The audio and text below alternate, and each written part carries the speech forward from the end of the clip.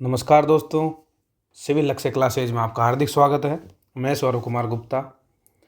नगरपालिका अधिनियम की कड़ी में हम अध्याय 12 पढ़ रहे थे और आज हमारे अध्याय 12 की आखिरी क्लास है और इस क्लास में हम इसको आज अंतिम चरण पर पहुंचा देंगे। बहुत लंबा चैप्टर रहा है, काफ़ी टाइम लगा भी है इसको करने में, लगभग 1 महीने लग गया है क्योंकि क्लासें कंटिन्यू नहीं आ पा रही है तो इस वजह से डिले होता जा रहा है। पर जो भी हमने पढ़ा है उसका रिवीजन करते रहें, आगे कंटिन्यू हम पढ़ रहे हैं और जो आगे क्लास है वो भी मैं अभी कंटिन्यू डालूंगा।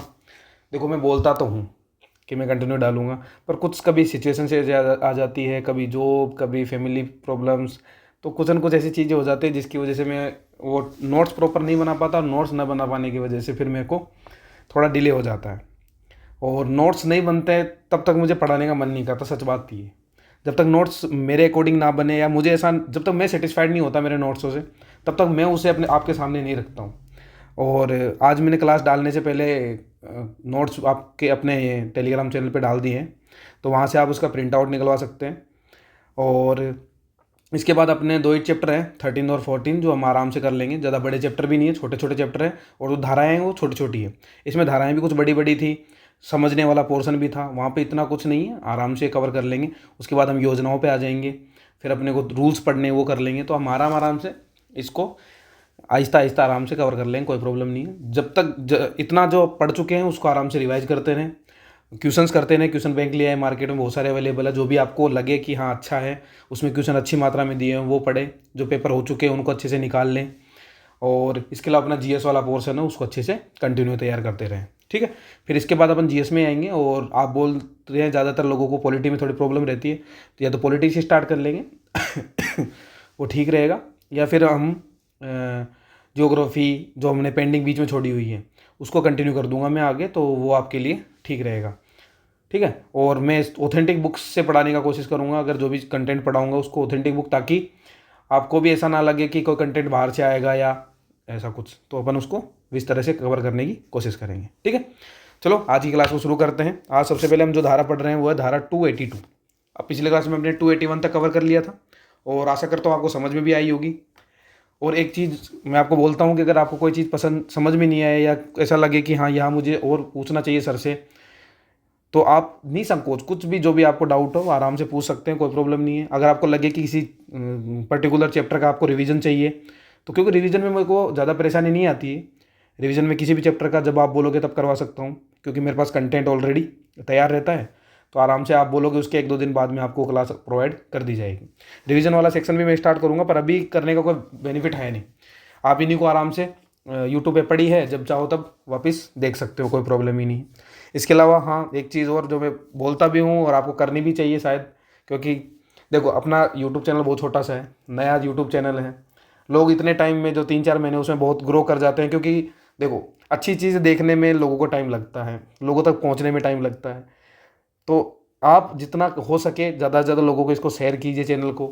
हमारी क्लासेज है जो आपको अच्छी लगती है उन्हें आगे बढ़ाएं, ताकि और लोगों की भी हेल्प हो सके इससे, और लोगों को भी इस क्लासेज का फ़ायदा मिल सके। तो ये थोड़ा सा आप मेरे लिए कर सकते हैं, ठीक है। आपके लिए जो मैं इतनी मेहनत करता हूँ उसका इतना साथ तो मैं आपसे मांग सकता हूँ, ठीक है। चलो आज की क्लास शुरू करते हैं। सबसे पहले बात करते हैं धारा 282 से। इसका है कतिपय व्यवसायों का विनिमय। कुछ इस प्रकार के व्यवसाय जिसको प्रबंधित करना, जिसको रेगुलेशन करना नगरपालिका का दायित्व रहता है। एक तरह से नगरपालिका को उन स्पेशल जो व्यवसायी है उनके लिए कुछ सावधानियां बरतनी होती है, कुछ रेगुलेशंस बनाने होते हैं, उनकी बात करते हैं।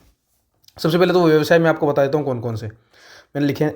मांस, रक्त, हड्डियाँ या जानवरों के आंतों, चिथड़ों को उबालने या संग्रहण करने, एक तरह से चमड़े का काम, चमड़े से संबंधित जो भी काम होते हैं, चमड़े से, मांस से, उनकी हड्डियों से, इनसे रिलेटेड कोई भी कार्य व्यवसाय है उसकी बात हो रही है यहाँ पे। इसके अलावा मछलियों को काटने, उनका संग्रहण, यानी मच्छी पालन से संबंधित बातें हो रही है, ठीक है। इसके अलावा चमड़ा शोधन, वही रंगाई में साबुन बनाने वाली जो काम होते हैं, साबुन वाले काम, रंगाई छपाई वाले काम, ईंट, मिट्टी के बर्तन, चूना और सुरवी को जलाने, पकाने, जो जलाते हैं ना मिट्टी के बर्तन होते हैं उनको, उसमें बड़ा सा वो ईंटों का बना होता है, उसके अंदर पटकते हैं, उनको बहुत हाई टेम्परेचर पे पकाते हैं ताकि वो एक तो मजबूत हो जाते हैं, साथ में उनके अंदर एक जो कलर लगाया जाता है वो वो परमानेंट हो जाता है। पढ़ा होगा आपने, अगर आप राजस्थान आर्ट एंड कल्चर अच्छे से पढ़ा होगा तो अपने जो जयपुर में फेमस है कौन सी, ब्लू पोट्री, उसमें भी पकाया जाता है उन बर्तनों को बहुत हाई टेम्परेचर पे, क्योंकि उसको जो कलर है उसमें शाइनिंग आती है उसके माध्यम से। जो चीनी मिट्टी का जो बर्तन होता है वो बहुत मजबूत हो जाता है उसके बाद, तो इसलिए इन चीज़ों को किया जाता है। इसके अलावा खाल, चमड़ा, सींग वगैरह है उनका संग्रहण करना हुआ। तेल से संबंधित काम जैसे तेल उबालना, चर्बी, गंधक पिघलाना, तेल मील, आटा मील, क्योंकि इन सब से क्या होता है ना, जो ये सारे जो व्यवसाय मैं आपको गिना रहा हूँ ऐसे व्यवसाय होते हैं जिनसे किसी न किसी तरह से कोई गंध निकलती है, कोई हानिकारक केमिकल्स निकलते हैं। जैसे कि ये चमड़े से रिलेटेड काम होते हैं, इसमें बहुत सारे केमिकल यूज़ किए जाते हैं लोगों के द्वारा ताकि उनको चमकाया जाता है चमड़े को। चमड़े से रिलेटेड जो भी व्यवसाय होते हैं बहुत दुर्गंधित होते हैं, इससे क्या आसपास के रहने वाले लोगों को प्रॉब्लम्स भी हो सकती है। तो इसलिए इसको विनियमित करना जरूरी है। इनसे रिलेटेड जो भी गाइडलाइन है वो नगर पालिका के द्वारा लगाई जाना जरूरी है। इसके अलावा और भी कोई व्यवसाय जो राज्य सरकार को लगे वो टाइम टाइम पे इसके अंदर ऐड किए जा सकते हैं। ठीक है, तो कौन कौन से मोटे मोटे पशुओं से संबंधित, उनके चमड़े से संबंधित हो, उनके आँत से, उनके मांस से संबंधित हो, सींग से संबंधित हो, कुछ भी व्यवसाय जो उनसे के चमड़े से संबंधित होता है। इसके अलावा ईंट मिट्टी के बर्तन से रिलेटेड हो, या फिर मछली से संबंधित हो, तेल संबंधित हो, जैसे तेल का घानी, कच्ची घानी नहीं बोलते, कच्ची घानी की जो मशीनें होती है वहाँ से बहुत दुर्गंध निकलती है, देखा होगा आपने। आटा चक्की होती है वहाँ से बहुत ज़्यादा गंध निकलती है आप, तो ये सारी चीज़ें जो प्रॉब्लम क्रिएट कर सकती है। इसके अलावा इनका विनियमन क्या है, तो नगर पालिका कोई भी एक नोटिस निकालेगी, लिखित नोटिस, उसके बाद भवन या भूमि के स्वामी को इन सबको बंद करने या इनके अंदर यथोचित परिवर्तन करने के लिए कह सकती है। अगर इससे किसी भी तरीके से स्थानीय लोगों को जीवन को, स्वास्थ्य को या संपत्ति को खतरा हो रहा है या न्यूसेंस पैदा हो रहा है जो कि डायरेक्टली इनडायरेक्टली इंसानों को पर प्रभाव डाल रहा है, तो उस कंडीशन में क्या होगा, नगर पालिका आपको एक नोटिस देगी और नोटिस देकर जहाँ ये काम हो रहा है उस जगह को बंद करवाएगी या बोलेगी भाई साहब जिस वजह से प्रॉब्लम हो रही है उस प्रॉब्लम का आप सॉल्यूशन कर दो। ठीक है, तब आप कंटिन्यू कर सकते हो। दे दिया नोटिस, नोटिस के बाद अगर नोटिस का पालन नहीं किया जाता है तो आपको 2,000 से 5,000 रुपये का दंड, या फिर अगर आप उसके बाद भी अपराध जारी रखते हो तो 100 रुपये प्रतिदिन के हिसाब से आपके ऊपर जुर्माना लगाया जा सकता है। तो क्या क्या बात है, 2,000 से 5,000 का जुर्माना तो हैंड टू हैंड लगा दिया जाएगा। अगर उसके बाद भी आप नहीं मानते हो, उसके बाद भी नोटिस का पालन नहीं करते हो, तो उस कंडीशन में 100 रुपये प्रतिदिन के हिसाब से आपके ऊपर जुर्माना लगा दिया जाएगा। इसके अलावा इन सब के लिए लाइसेंस की जरूरत पड़ती है इन सारे व्यवसायों के लिए। अगर आपने बिना लाइसेंस के ऐसा व्यवसाय है वो शुरू कर देते हो तो उस कंडीशन में आपके ऊपर 1,000 से 2,000 का जुर्माना और 100 रुपये से 500 रुपये प्रतिदिन के हिसाब से आपके ऊपर जुर्माना लगाया जा सकता है। तो अगर बिना लाइसेंस की बात है, बिना लाइसेंस आप व्यवसाय खोला है तो 1,000 से 2,000 का जुर्माना और 100 रुपये से 500 रुपये प्रतिदिन के हिसाब से कंटिन्यू रखने पर किया जाएगा। इसके अलावा यदि आप नोटिस का पालन नहीं करते, बंद करने के लिए बोला या कोई चेंज करने के लिए बोला, उसका पालन नहीं कर रहे हैं, तो उस कंडीशन में आपके ऊपर 2,000 से 5,000 का जुर्माना और 100 रुपये प्रतिदिन के हिसाब से आपके ऊपर जुर्माना लगाया जा सकता है। ठीक है, यहाँ तक समझ में आ गया होगा। इसके अलावा अगर नगर पालिका इसे बंद करना है तो कैसे करेगी, तो नगर पालिका क्या करती है, उसके लिए एक एप्लीकेशन देती है। एप्लीकेशन किसे देगी, मजिस्ट्रेट साहब को, जिला मजिस्ट्रेट यानी डीएम साहब को दिया जाएगा। डीएम साहब क्या करते हैं सॉरी, भूमि या भवन जहाँ पर ये सारा काम हो रहा है उसके उपयोग को, उस जगह उसको बंद करवा देती है और बंद करने के लिए एक व्यक्ति को अपॉइंट भी करती है। भाई वो व्यक्ति जाएगा उसको बंद करेगा और बंद रहे वो हमेशा, उसका ध्यान भी रखेगा एक बंदा, टाइमली जाके चेक करता रहेगा। इसके अलावा वो फैक्ट्री का मालिक या व्यवसाय का मालिक जो व्यथित व्यक्ति है वो अपील भी कर सकता है इन मामले में 30 दिन के भीतर। किसको करेगा, कलेक्टर महोदय को करेगा, और कलेक्टर जी का जो ऑर्डर है, जो निर्णय है वो अंतिम रहेगा, उसे न्यायालय में चुनौती नहीं दी जा सकती। ठीक है, तो सिंपल बात है। 282 पढ़ा, अपन ने क्या पढ़ा यहाँ समझ लेते हैं। 282 अपन ने पढ़ा, क्या क्या पढ़ा इसमें कि भाई कोई कुछ स्पेशल व्यवसाय है जिसको करने के लिए नगर पालिका क्या करेगी, उसे रेगुलेशन करती है, उसको ध्यान रखती है भाई गड़बड़ नहीं होनी चाहिए। व्यवसाय कौन कौन से, चमड़े से रिलेटेड है, मच्छी, मांस, इसके अलावा सींग, इसके अलावा तेल बनाना, कच्ची घानी वाला काम हो, या फिर आटा चक्की वाला काम, ये मोटे मोटे काम मैंने आपको बताया जिससे न्यूसेंस पैदा होती है या आसपास के लोगों को शारीरिक रूप से संपत्ति को उनकी हानि हो रही है, खतरा हो रहा है। तो उस कंडीशन में क्या होगा, नगर पालिका आपको एक लिखित नोटिस देकर उसे बंद करने या फिर उसके जो भी प्रॉब्लम हो रही है उसका सोल्यूशन करने के लिए बोलेगी। अगर आप नोटिस का पालन नहीं करते हैं तो आपके ऊपर 2,000 से 5,000 का जुर्माना और 50 रुपये पर डे के हिसाब से जुर्माना लगाया जा सकता है। आगे कंटिन्यू। इसके अलावा बिना लाइसेंस के काम कर रहे हैं तो उस कंडीशन में 1,000 से 2,000 रुपये का जुर्माना और 100 रुपये से 500 रुपये तक का आपके ऊपर जुर्माना लगाया जा सकता है। इस शायद 50 नहीं 100 रुपये ही है यहाँ पे भी, है ना, ये 100 रुपये। 2,000 से 5,000 का जुर्माना और 100 रुपये प्रतिदिन के हिसाब से जुर्माना, और 1,000 से 2,000 रुपये का जुर्माना बिना लाइसेंस के मामले में, और 100 रुपये से 500 रुपये प्रतिदिन के हिसाब से जुर्माना लगाया जाता है। अगर बंद करना है तो उस कंडीशन में नगर पालिका क्या करती है, मजिस्ट्रेट को एप्लीकेशन देती है। एप्लीकेशन देने के बाद मजिस्ट्रेट साहब उसे बंद करने का ऑर्डर निकाल देते हैं, साथ ही साथ उसके लिए एक व्यक्ति को अपॉइंट भी कर देते हैं। ठीक है, कर दिया।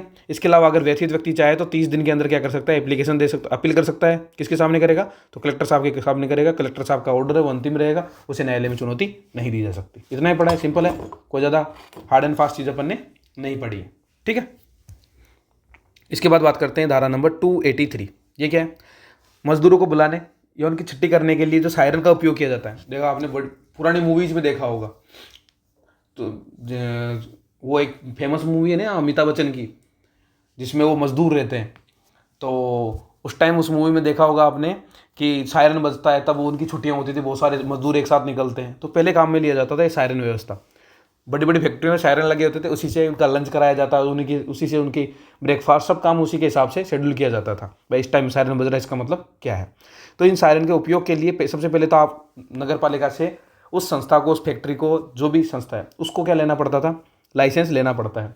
लाइसेंस ले लिया, लेकिन अगर नगर पालिका को लगता है कि इस सायरन से लोगों को नुकसान हो रहा है, लोक हित में इसे बंद करना चाहिए, तो ये लाइसेंस वाली जो फैक्ट्री है उसको 1 महीने का नोटिस देती है, और इस फैक्ट्री वाले को सुनवाई का पर्याप्त अवसर देने के बाद उनका लाइसेंस रद्द किया जा सकता है, वापस विड्रॉल किया जा सकता है।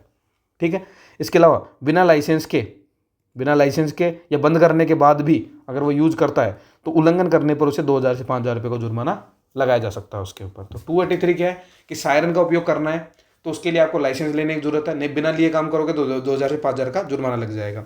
इसके अलावा नगर पालिका चाहे तो आपका जो लाइसेंस है उसे वापस लिया जा सकता है, 1 महीने का पूर्व नोटिस देंगी, और साथ में आपको अपने सफाई रखने का पूरा मौका दिया जाएगा, सुनवाई का पूरा मौका दिया जाएगा। और अगर वापस लेने के बाद आप वापस सायरन यूज कर रहे हैं तो उस कंडीशन में 2000 से 5000 का जुर्माना आपके ऊपर लगाया जा सकता है। फिर बात करते हैं 284। ये क्या है, वेस्टी इंडिविजुअल को संबोधित नोटिस आदि की तालीम।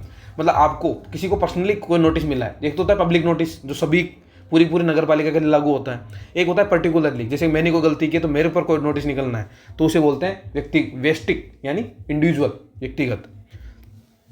तो इसका दिया कैसे जाता है, उस व्यक्ति तक वो नोटिस पहुंचाया कैसे जाए, उसकी बात हो रही है सबसे पहले तो। या तो व्यक्ति को पर्सनली आप जाके दे देंगे, मैं कोई नगर पालिका कर्मचारी जाके उसे दे देगा। व्यक्ति उस टाइम वहां नहीं मिला तो उसके घर में जो सबसे बड़ा इंसान है, जो वयस्क पुरुष है, उसको दिया जाएगा, या फिर वहां के रहने वाले नौकर को वो दिया जा सकता है। ठीक है, इसके अलावा वो नगर पालिका की सीमा में ही नहीं रहता है तो उस कंडीशन में डाक द्वारा वहां तक पहुंचाया जाएगा, भाई डाक के माध्यम से उसे वहां तक पहुंचाया जाने की व्यवस्था की जाएगी। अगर व्यक्ति नोटिस लेने से मना कर देता है कि मैं तो नोटिस लूंगा ही नहीं, ये कोई और कारण है कि नोटिस वहां तक पहुंच नहीं सकता, तो उस कंडीशन में उसके घर के बाहर चिपका देंगे और 2 जनों को बता देंगे भाई साहब हमने ये नोटिस चिपका दिया है, यानी 2 साक्षियों के सामने वो नोटिस उनके घर पर लगा दिया जाएगा। तो ये 4 तरीके हैं जिसके माध्यम से नोटिस किसी पर्टिकुलर व्यक्ति तक पहुंचाया जा सकता है। या तो पर्सन को खुद ही दे दिया जाएगा, वो नहीं है तो घर में जो सबसे बड़ा वयस्क पुरुष है उसको, या फिर जो नौकर उसे दे दिया जाएगा।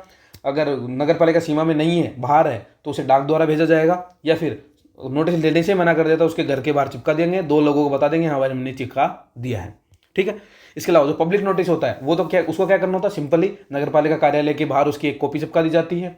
ज़्यादातर मामले में पब्लिक नोटिस को अपन न्यूज़पेपर में भी डाल देती है, आजकल तो सोशल मीडिया के माध्यम से बता दिया जाता है कैसे न कैसे करके लोगों तक पहुंचाने की पूरी कोशिश की जाती है पब्लिक नोटिस को। लेकिन जो इसमें कंटेंट में लिखा है वो तो नगर पालिका कार्यालय की बात लिखी हुई है, वहाँ तो एक कॉपी चिपकानी है। इसके अलावा अगर नोटिस के प्रारूप में कोई भी गड़बड़ हो जाती है ना, तो वो नोटिस अविधिमान्य नहीं होगा, वो वैलिड रहेगा, उसमें जो थोड़ी बहुत गड़बड़ है उसको समझ लिया जाएगा। ठीक है, नोटिस का पालन नहीं करते हैं और उसके बाद भाई जैसे मेरे को नोटिस मिला, मुझे कुछ काम करना था, उस नोटिस के बदले मैंने नहीं किया, वो काम नगर पालिका ने खुद नहीं किया, तो नगर पालिका ने जो भी काम किया उसके बदले जो भी खर्चा हुआ नगर पालिका का वो मेरे से वसूल किया जाएगा। आगे समझ में? तो नोटिस का पालन नहीं किया, नगर पालिका ने कार्रवाई की, और कार्रवाई में जितना भी खर्चा होता है वो नोटिस जिसको मिला है उसको से वसूल किया जाता है। और किस धारा के तहत? धारा 296 के तहत वसूल किया जाता है। आगे पढ़ेंगे अपन धारा 296। ठीक है, तो ये हो गया हमारा धारा नंबर 284। क्या क्या पढ़ा?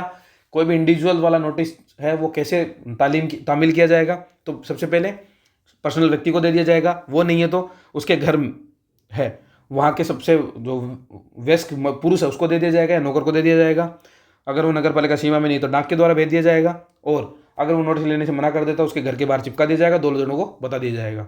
सार्वजनिक नोटिस है, नगर पालिका कार्यालय में चिपका दिया जाएगा, अगर नोटिस में या किसी ऑर्डर में कोई गड़बड़ हो जाती है, प्रारूप में गड़बड़ हो जाती है, तो उसके बदले उसको अविधिमान्य नहीं किया जाएगा। नोटिस का पालन नहीं करते, नगर पालिका कार्रवाई करती है तो कार्रवाई में जितना भी खर्चा होता है सारा का सारा नोटिस प्राप्तकर्ता से वसूल किया जाएगा।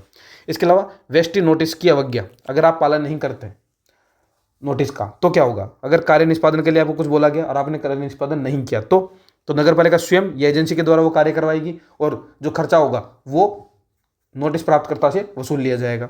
इसके अलावा आपने ये तो काम तो कराना है तो नगर पालिका ऐसे काम करवा लेती, लेकिन तूने जो उल्लंघन किया उसका दंड मिलेगा। तो मजिस्ट्रेट के द्वारा दोष सिद्धि करने पर आपके ऊपर 2,000 का जुर्माना और 50 रुपये प्रतिदिन के हिसाब से आपके ऊपर जुर्माना लगाया जा सकता है। 286 क्या कहता है, सॉरी 285 क्या कहता है कि अगर आप नोटिस का पालन नहीं करते हैं, उसकी अवहेलना करते हैं तो क्या होगा? तो पहले तो नोटिस का पालन कराना जरूरी है, तो नगर पालिका खुद ही एजेंसी के माध्यम से वो काम करवाती है और जो खर्चा होता है उसके ऊपर थोप दिया जाता है। फिर मजिस्ट्रेट अगर दोष सिद्ध कर देता है तो उस कंडीशन में 2,000 रुपये का जुर्माना और उसके बाद भी जारी रखता है तो उस कंडीशन में 50 रुपये प्रतिदिन के हिसाब से उसके ऊपर जुर्माना लगाया जा सकता है। आगे समझ में? ठीक है, आगे चले। ओके, देखो 286 की बात करते हैं। ये क्या है? सार्वजनिक नोटिस की अवज्ञा। अब ये तो था इंडिविजुअल की अवज्ञा, अब अगर पब्लिक नोटिस की भी कोई अवज्ञा करता है तो उस कंडीशन में 2,000 से 5,000 का जुर्माना है और 50 से 100 रुपये प्रतिदिन के हिसाब। देखो इंडिविजुअल की बात हो रही है तब तो है 2,000 रुपये का जुर्माना और 50 रुपये प्रतिदिन के हिसाब से जुर्माना। अब इसमें क्या हो जाता है, जब सार्वजनिक नोटिस की बात आती है तो 2,000 से 5,000 का जुर्माना और 50 से 100 रुपये प्रतिदिन के हिसाब से जुर्माना लगा दिया जाता है। ठीक है, आगे समझ में? आगे चले। ठीक है, देखो 287 की बात करते हैं। स्वामी तथा अधिभोगी द्वारा व्यतिक्रम यानी दोष करने पर नगरपालिका किसी कार्य को निष्पादित कर सकेगी तथा उसका व्यय वसूल कर सकेगी। ये क्या है? देखो जैसे नोटिस मिला कि भाई आपको ये नाली का काम इस तरह से सही करवानी है या कुछ भी ऐसा गंदगी है उसको साफ करवाना है, आपको ये नोटिस मिला, लेकिन आप क्या करते हो? उसका पालन नहीं करते हो तो क्या होगा? तो नगरपालिका खुद वो काम करती है या किसी एजेंसी के माध्यम से काम करवाएगी और जो खर्चा होता है उसमें 10% तो प्रशासनिक शुल्क वसूल किया जाता है। क्या वसूल किया जाता है? वे और उसके बाद 10% प्रशासनिक शुल्क आपसे वसूल किया जाएगा। और ये दोनों मिला के कम से कम कितना होना चाहिए? दोनों मिला के कम से कम 1,000 रुपये तो आपको देने ही होंगे। मतलब जैसे कुल मिला के 700 रुपये खर्च हुए, भाई 500 रुपये व्यय हो गया, उसका 10% 50 रुपये यानी 550 रुपये आपको देने थे नगरपालिका। लेकिन नगरपालिका 550 नहीं लेगी, आपसे 1,000 लेगी, यानी मिनिमम 1,000 तो लेगी। उसके ऊपर वाला परसेंटेज इसके हिसाब से तय होगा। आगे समझ में? जैसे कि नगरपालिका ने कोई काम करवाया, जैसे साफ सफाई का काम करवाना था घर के आपका, आपने नहीं करवाया, नगरपालिका ने करवाया, नगरपालिका खर्चा हुआ 500 रुपये का, मान लेते हैं एक बार, इसका 10% एक्स्ट्रा लेगी नगरपालिका यानी 550 रुपये लेगी।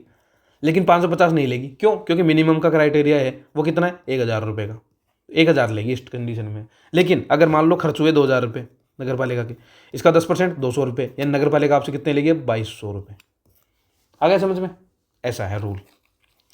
तो ये हो गया, ठीक है। इसके अलावा ये तो नॉर्मल कंडीशन में है, लेकिन यदि धारा 194 के तहत 200, 203, 207 या 210 के तहत आपको कोई नोटिस दिया गया था और उसका पालन आपने नहीं किया तो उस कंडीशन में ऊपर वाली कंडीशन तो लागू रहेगी, व्यय और 10% वाली तो। साथ ही साथ अगर आपने ये सारा पेमेंट कैसे रहेगा? एज ए भवन भूमि पर प्रभार रहेगा, मतलब एक तरह से उसके ऊपर लोन मान लो कि आपके इस जगह पे लोन है ये, या आपको ऋण आपके ऊपर उस देना ही पड़ेगा आपको। और अगर आप नहीं देते हो तो हर साल कितना बढ़ जाएगा? ये 15% के हिसाब से बढ़ता जाएगा। 15% के हिसाब से क्या हो जाएगा? बढ़ता जाएगा। आ गया समझ में? प्रतिवर्ष 15% ब्याज दर के हिसाब से इस पर ब्याज लगता रहेगा। जो अमाउंट है, मान लो 10,000 का खर्चा करवाया नगर पालिका ने, इसका 10% 1,000 रुपये यानी 11,000 रुपये हो गए, तो अगली साल नगर पालिका 11,000 नहीं लेगी, 11,000 पर 15% का ब्याज भी लेगी। आ गया समझ में? तो वो बात है इसमें, ठीक है। तो कौन कौन से धाराओं के लिए लागू है ये? 194, 200, 203, 207, 210, ठीक है। इनके लिए स्पेशली ये ब्याज वाला प्रावधान भी लागू है। ओके। इसके अलावा अगर ये सारा पैसा जो भी व्यय का पैसा था वो स्वामी नहीं देता है, क्योंकि जैसे मेरा मकान जयपुर में मान लो, मैं वहाँ रहता नहीं, मैं गाँव में रहता हूँ, अभी मैं यहाँ रह रहा हूँ और मैंने मकान बना लिया, उसको किराए पे दे रखा है मैंने, और यहाँ पे कोई काम कराना था नोटिस का काम मैंने नहीं करवाया, फिर नगर पालिका ने खुद नहीं किया, तो ये पैसे लेने थे। अब नगर पालिका मुझसे मांग रही है लेकिन मैं दे नहीं रहा हूँ, तो ये पैसे नगर पालिका किससे लेगी? इससे, किराएदार से लेगी। किराएदार क्या करेगा? जैसे कि 10,000 का काम हुआ, 10,000 का काम हुआ तो किराएदार अपने 10,000 इसमें से काट लेगा, अगले महीने किराए में से काट लिए, और बाकी पैसे काट के नगर पालिका को पैसे देता है, और जो ये अगले वाले महीने किराया देगा तो उसमें स्वामी को कम पैसा दे देता है कि भाई साहब 10,000 मैंने उसके काट लिया, आपका किराया 15,000 है तो 5,000 ये संभालो आपके। लेकिन क्या होता है, लेकिन इधर वसूली 20,000 रुपये की हो गई। भाई नगर पालिका 20,000, किराया इसका 15,000 ही है, तो 15,000 तो ये नगर पालिका को दे देता है, बाकी के 5,000 रुपये नगर पालिका स्वामी से वसूल लेती है फिर बाद में दूसरे तरीके से। आई समझ में? यानी जितना किराया है ना 1 महीने का उसका, उतना तो नगर पालिका उससे ले सकती है, उससे ज़्यादा नहीं ले सकती। देखो किराए में से काट लेगा, लेकिन वसूली मासिक किराए से ज़्यादा है तो अब अधिभोगी किराए की सीमा तक भुगतान कर देगा, उसके बाद का भुगतान स्वामी से नगर पालिका खुद अपने हिसाब से ले लेगी। ठीक है, आगे समझ में? 287 287 सिंपल वही है कि अगर कोई नोटिस मिला है, आपको काम करवाना है, आपने काम नहीं करवाया तो नगर पालिका काम कराएगी खुद या एजेंसी के माध्यम से, उसका सारा खर्चा आपके ऊपर से लिया जाएगा। लेकिन खर्चा कैसे लिया जाएगा? तो जितना खर्चा है वो उसका 10% एक्स्ट्रा, ये तो नॉर्मल कंडीशन में। अगर धारा 194, 200, 203, 207, 210 है तो उस कंडीशन में आपके ऊपर प्रतिवर्ष 15% का ब्याज दर भी उस राशि पर आपको देना होगा। अगर स्वामी पैसे नहीं देता तो अधिभोगी से पैसे लिए जाएंगे और अधिभोगी नेक्स्ट मंथ के किराए में से उसे काट लेगा। और लेकिन अगर महीने के किराए से ज़्यादा है तो उस कंडीशन में क्या होगा? तो उस कंडीशन में वो जो जितना किराया है उतने तक तो वो राशि अमाउंट दे देगा। ठीक है, उसके बाद का बाद में देखेंगे। फिर आता है 288, ये क्या है? स्वामी द्वारा व्यतिक्रम दोष किए जाने पर अधिभोगी संक्रम निष्पादित कर सकेगा और किराए में से काट लेगा। वही बात है जो मैंने अभी ऊपर बताई।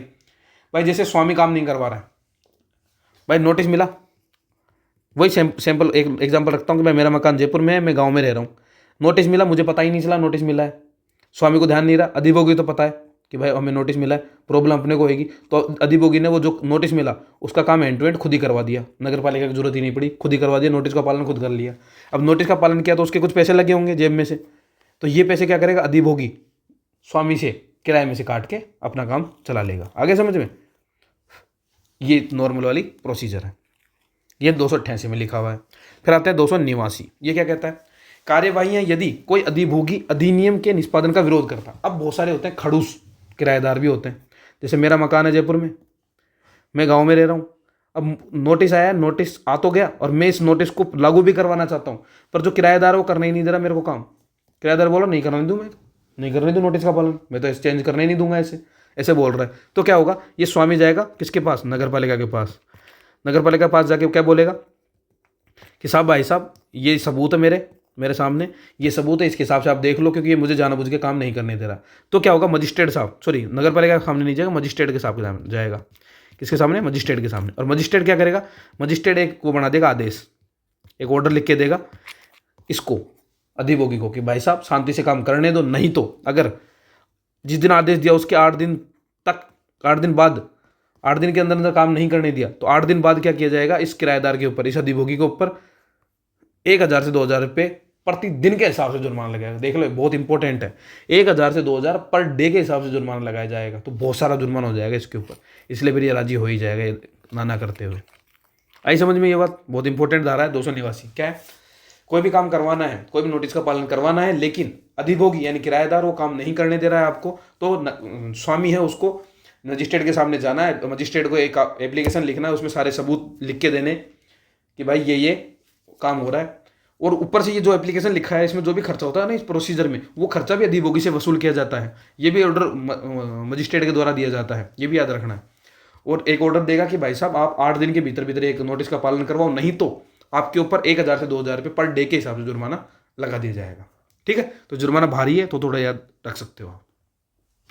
फिर आता है 290 पर, यह क्या कहता है? नगर पालिका द्वारा नियोजित व्यक्तियों या कर्मचारियों के काम में बाधा डालने पर जुर्माना। कितना है? 2,000 से 5,000 रुपये, और पुलिस अधिकारी से गिरफ्तार भी कर सकता है अगर ज़्यादा परेशान करता है। तो क्या क्या है? 2,000 से 5,000 का जुर्माना हो, पुलिस अधिकारी से गिरफ्तार करके ले जा सकता है। 290 ये कहता है अगर कार्य में बाधा करते हो तो।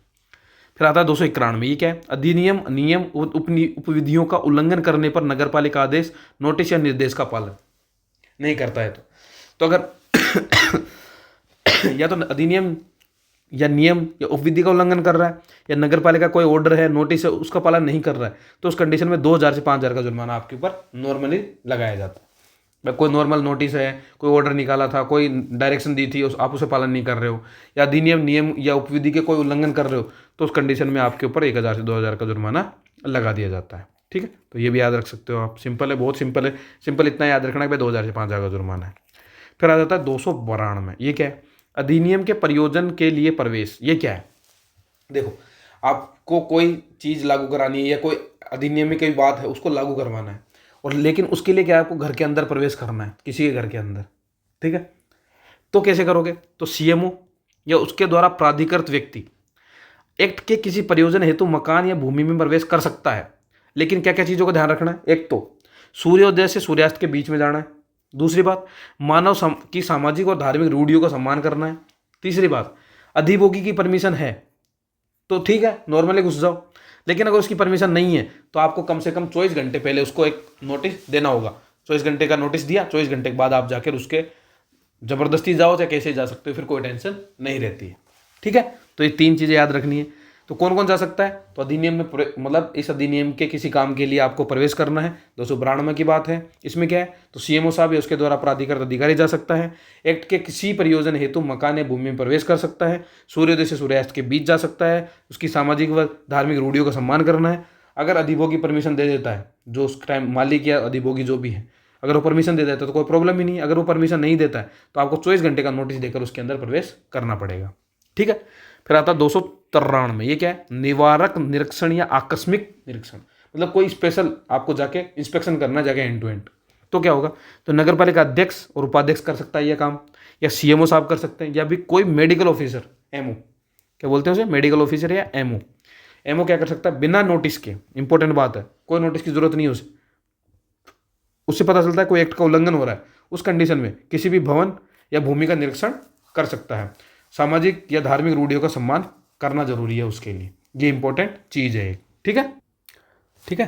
तो 293 सिंपल है, कुछ नहीं है भाई। अगर कोई भी स्पेशल, कोई भी औचक निरीक्षण करना है तो बस 3 जने जा सकते हैं, 3-4 जने। कौन कौन से, एक तो नगर पालिका अध्यक्ष, उसका उपाध्यक्ष, या फिर सीएमओ साहब, या फिर कोई भी स्वास्थ्य अधिकारी औचक निरीक्षण कर सकता है। उसके लिए उसे कोई नोटिस देने की जरूरत नहीं पड़ेगी। अगर नोटिस ही दे दिया तो फिर औचक निरीक्षण थोड़ी रहेगा वो, तो औचक निरीक्षण तो अचानक ही किया जाता है, तो बिना नोटिस के होएगा वो।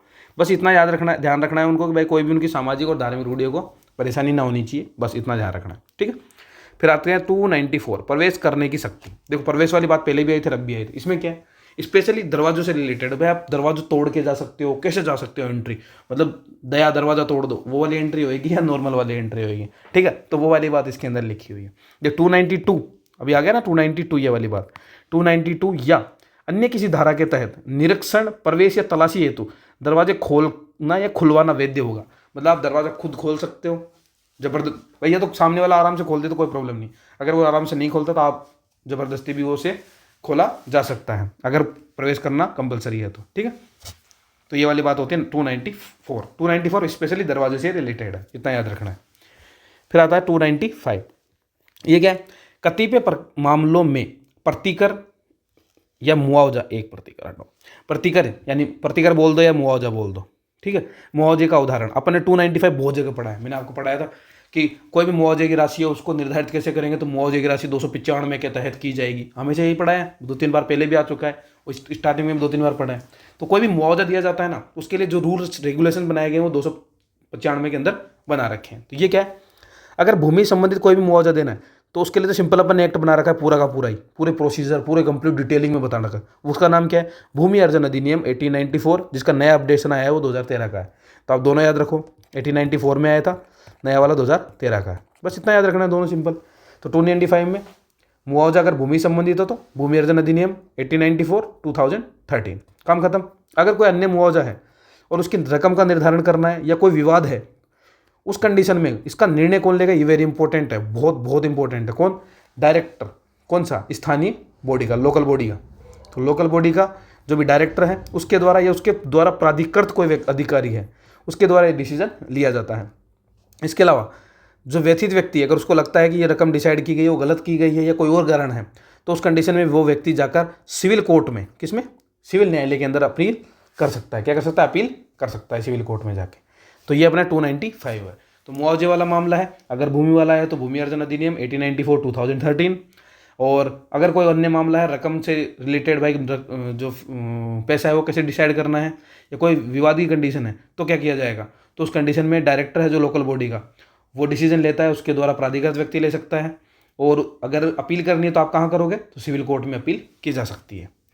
फिर आ जाता है 296, क्या आ जाता है 296, खर्चे कैसे अवधारित और वसूल किए जाएंगे। सिंपल है, कोई भी खर्चा है, खर्चा मतलब अपन वो पढ़ रहे थे क्या, व्यय, कि भाई नगर पालिका अगर काम करवाएगी तो खर्चा कैसे डिसाइड करेगी। भाई कोई नोटिस का पालन करना था, आपने नहीं किया तो नगर पालिका खुद करेगी, एजेंसी के माध्यम से कराएगी। तो जो भी खर्चा डिसाइड होगा, भाई कितने रुपए लगे, वो डिसीजन किसका होगा, नगर पालिका का होगा। और कोई गड़बड़ होगी, कोई विवाद होगा, तब भी डिसीजन किसका होगा, नगर पालिका का रहेगा। तो इसमें पावरफुल कौन है, नगर पालिका हो जाएगी। ठीक है, तो खर्चे के भुगतान संबंधी कोई विवाद होता है तो नगर पालिका का निर्णय सर्वोपरि रहेगा। आज इस अध्याय की अंतिम धारा की बात करते हैं, जो कि 297। वो क्या है, राज्य नगर पालिका संघ का गठन और करते हैं। भाई क्या हो जाता है, जैसे कि पटवारियों का संघ है, बोलते हैं ना, जैसे हमारे अकाउंटेंट का भी RAA संघ है। ऐसे क्या होता है, हर जो प्रोफाइल के मिल जाते हैं आपको संघ, वैसे ही नगर पालिकाओं का अपना संघ है। राज्यों का भी एक संघ होता है, राज्य संघ, पढ़ा है अपन ने बहुत सारी चीज़ें।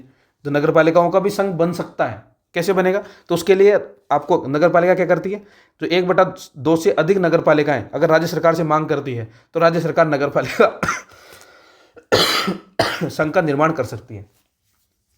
यदि राज्य की 1/2 से अधिक नगर पालिकाएं राज्य सरकार से डिमांड करती है कि हमें एक नगर पालिका संघ की जरूरत है, तो उस कंडीशन में राज्य सरकार राज्य नगर पालिका संघ का निर्माण कर सकती है। ठीक है, इस संघ का प्रतिनिधित्व कौन करेगा, तो या तो कोई भूतपूर्व नगर पालिका अध्यक्ष रह चुका हो, या वर्तमान में नगर पालिका का अध्यक्ष है, यानी नगर पालिका का अध्यक्ष होना जरूरी है, जो भी प्रतिनिधित्व इसका करेगा। सिंपल, दूसरी बात ये हो गई। फिर इसका कार्य क्या क्या रहेंगे, तो नगर पालिका के हित से संबंधित मुद्दे हैं, उनको प्रॉपर जगह पहुंचाना, राज्य सरकारी एजेंसियों से परामर्श लेना, इनके मामलों में कौन कौन से हित हमारे लिए अच्छे होंगे वो काम करना, या फिर नगर पालिका प्रशासन में सुधार के लिए सहायता प्रदान करना, परामर्श देना। इसके अलावा राज्य सरकार के द्वारा अन्य कोई कार्य सौंपे जाते हैं, वो ये काम कर सकते हैं। इसके अलावा राज्य सरकार द्वारा बनाए गए नियमों द्वारा विनियमित और शासित जो संघ का उद्देश्य व लक्ष्य उसको निर्धारित करना। नगर पालिकाओं द्वारा संघ को दिए जाने वाला अंशदान उसको डिसाइड करने का काम कौन करता है, राज्य सरकार द्वारा किया जाएगा। संघ के वित्त पोषण का लेखा जो अकाउंट्स है उनको मेंटेन करने का काम होता है इनका। इसके अलावा जो अन्य मामले हैं वो सारे के सारे इसमें डिसाइड किए जाते हैं। आगे समझ में, तो क्या क्या पढ़ा अपन ने, 297 सिंपल है। सबसे इंपॉर्टेंट बात यही कि इसका गठन कैसे किया जाएगा, तो 1/2 से अधिक नगर पालिकाएं सॉरी 1/2 से अधिक नगर पालिकाएं डिमांड करती है राज्य सरकार से, तो राज्य सरकार इसका गठन करती है। इसका प्रतिनिधित्व भूतपूर्व या वर्तमान कोई अध्यक्ष करेगा नगर पालिका का। इसके अलावा इस संघ के कार्य क्या रहेंगे, तो एक तो नगर पालिकाओं हितों का ध्यान रखेंगे, स्टेट गवर्नमेंट या एजेंसियों से उसके लिए सलाह लेंगे, नगर पालिका प्रशासन के लिए सलाह देंगे, सहायता देंगे। इसके अलावा सरकार द्वारा जो भी काम सौंपे जाएंगे वो किए जाएंगे। इसके अलावा सरकार कौन कौन से नियम बना सकती है, तो इस संघ के लिए संविधान, उसका लक्ष्य, उसके उद्देश्य फिक्स कर सकती है। नगर पालिकाओं द्वारा जो संघ को अंशदान दिया जाएगा, भाई नगर पालिका मिलकर ही तो इसको कुछ कुछ पैसे देंगे तभी तो संघ चलेगा, तो उस अंशदान का लेखा जोखा रखने का काम इसका होगा। इसके अलावा अन्य कोई भी मैटर है उससे रिलेटेड कोई रूल्स बनाने हैं तो राज्य सरकार उसका काम करेगी। ठीक है, तो ये हमारा अध्याय 12 है, इसी के साथ समाप्त हो जाता है। ठीक है, ये कंप्लीट हो गया।